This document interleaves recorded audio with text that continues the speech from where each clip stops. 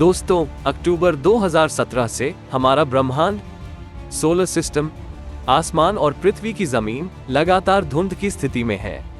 ये वो साल था जब हवाई यूनिवर्सिटी में कनेडियन फिजिसिस्ट और एस्ट्रोनॉमर डॉक्टर रॉबर्ट वेरिक ने इंटरस्टेलर वैगाबॉन्ड ओमुआमुआ को देखा था। सिगार के आकार का ये स्पेस रॉक डॉक्टर वेरिक द्वारा खोजे जाने से पहले कई महीनों और दिनों तक पृथ्वी के नजदीक और हमारे सोलर सिस्टम के आसपास घूमती रही। इसके ट्रेजेक्टरी और सफर के रास्ते का पता लगाते हुए इस अंतरिक्ष चट्टान को आउटर स्पेस से सफर करने वाली चीजों में क्लासिफाइड किया गया। हैरानी की बात तो ये है कि कुछ सालों के बाद कई एलियन एक्टिविटीज और स्पेसक्राफ्ट का दिखना बड़े पैमाने पर होने लगा। अंतरिक्ष चट्टान की रहस्यमय नेचर की वजह से ये जल्द ही वेरियस थियरीज और कंस्पिरेसीज से घिर गया, जो ये बताता है कि शायद एलियंस ने इस पर आक्रमण कर दिया। तो क्या है इसके पीछे की सच्चाई, जानेंगे हमारे आज के वीडियो में। स्वागत है आपका ऑर्बिट इंडिया में। 2017 में ओमुआमुआ के देखे जाने के वक्त से एस्ट्रोनॉमर्स के पास रहस्यमय इंटरस्टेलर इंटरलोपर ओमुआमुआ की स्टडी करने के लिए सिर्फ 11 दिन थे, क्योंकि यह सूरज की परिक्रमा करने वाली पृथ्वी की स्पीड से 3 गुना ज्यादा स्पीड से अपना सफर कर रही थी, जो जल्द ही हमारे सौर मंडल से बाहर कॉन्स्टलेशन पेगासस की दिशा में निकलने वाली थी, जहां से वो कभी लौटने वाली नहीं थी। शुरुआती ऑर्बिटल कैलकुलेशंस के मुताबिक ये चीज लायरा के नॉर्दर्न कॉन्स्टलेशन में चमकीले तारे वेगा की अप्रोक्सीमेट डायरेक्शन से आई थी। जमीन से किए गए वैज्ञानिक ऑब्जर्वेशंस के बेस पर ओमुआमुआ 1/4 मील लंबी चीज थी, शायद इसकी चौड़ाई से 10 गुना ज्यादा लंबी। हर 7.3 घंटे में अपनी एक्सिस पर घूमने की वजह से इसकी चमक 10 गुना बढ़ जाती। इसके लाल रंग और आउटर सोलर सिस्टम में मौजूद चीजों के बीच समानताएं पाई गई, जिससे यह बात तो क्लियर हुई कि यह पूरी तरह से निष्क्रिय है। इसके चारों ओर धूल का कोई नामो निशान नहीं दिखा। इसके अलावा इसमें धूमकेतु की सिग्नेचर पूंछ की भी कमी थी।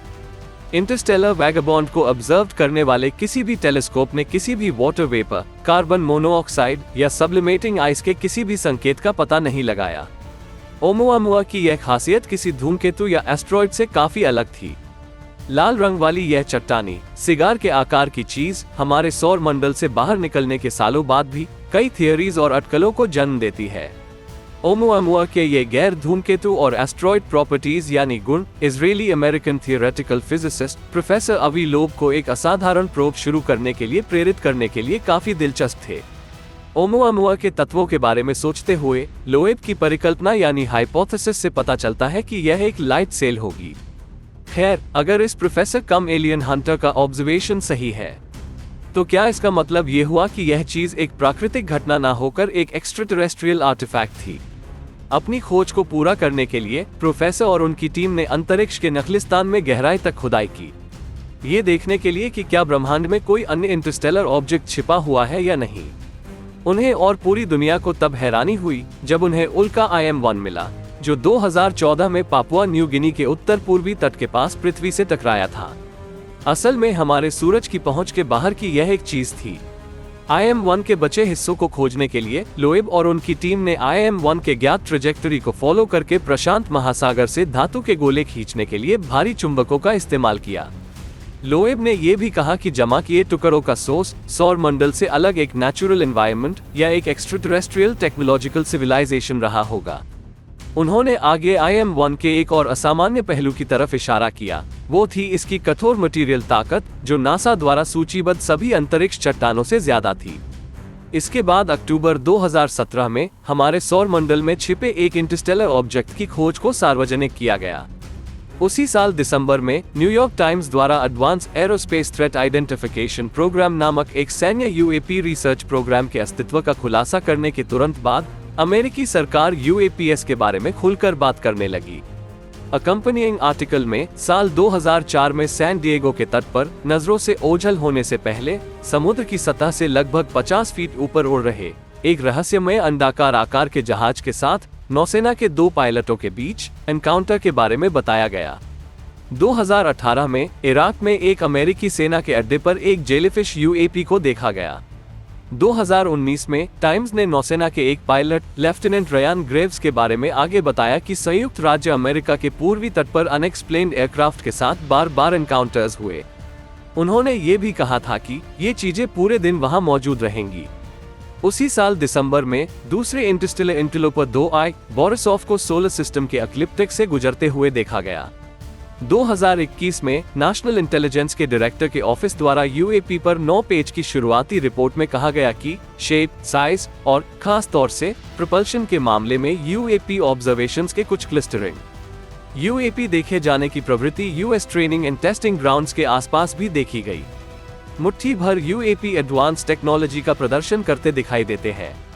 21 रिपोर्टों में डिस्क्राइब 18 घटनाओं में ऑब्जर्वर्स ने असामान्य यूएपी मूवमेंट पैटर्न्स या फ्लाइट कैरेक्टरिस्टिक्स के बारे में जानकारी दी। कुछ यूएपी ऊपर की हवाओं में स्थिर रहते हैं, जो हवा के विरुद्ध दिशा में चलते हैं, अचानक से पैंतरेबाजी शुरू करते हैं या प्रपल्शन के साधनों के बिना काफी स्पीड से चलते हैं। कुछ मामलों में मिलिट्री एयरक्राफ्ट सिस्टम्स ने यूएपी देखे जाने से जुड़ी रेडियो फ्रीक्वेंसी एनर्जी को प्रोसेस किया। 2023 की शुरुआत में एक पूर्व सरकारी अंदर के सूत्र की रिपोर्ट सामने आई, जिसमें आरोप लगाया गया कि एक प्रतिष्ठित सरकारी ब्रांच ने रिवर्स इंजीनियर के लिए एलियन क्राफ्ट बरामद किया, यहां तक कि गैर मानव जीव विज्ञान, जो स्पष्ट रूप से एलियंस थे, उस पर भी कब्जा कर लिया। और उसी साल दिसंबर में राष्ट्रपति जो बाइडेन ने 2023 के यूएपी डिस्क्लोजर एक्ट पर हस्ताक्षर किए।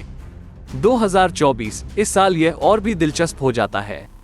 जनवरी में मियामी पुलिस ने एक मॉल के बाहर हुए विवाद पर प्रतिक्रिया व्यक्त की, लेकिन आईविटनेसेस का कथित तौर पर दावा था कि पुलिस मॉल के बाहर देखे गए 8 से 10 फुट के शैडोई एलियन क्रिएचर को संभालने आई थी, जो गायब हो रहे थे और फिर से सामने आ रहे थे। पुलिस उन्हीं पर गोलियां चला रही थी। एक सप्ताह बाद लोगों का सामना दक्षिण पूर्व ब्राजील के तट से 3 किलोमीटर दूर एक द्वीप पर एक पहाड़ी की चोटी पर 2 अजीब एलियन प्राणियों से हुआ।